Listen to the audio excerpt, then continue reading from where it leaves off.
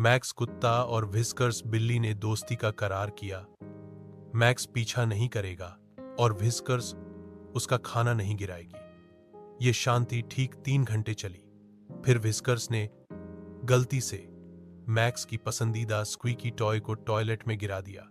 बदले में मैक्स ने उसका कैटनिप वाला खिलौना रेत के डिब्बे में दबा दिया। इंसानों ने सारा दोष बच्चे पर डाल दिया। रात को दोनों एक ही सोफे पर बैठे एनिमल प्लैनेट देख रहे थे।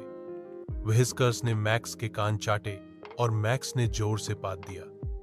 दोस्ती का मतलब साथ खाना और गलती बच्चे पर डालना।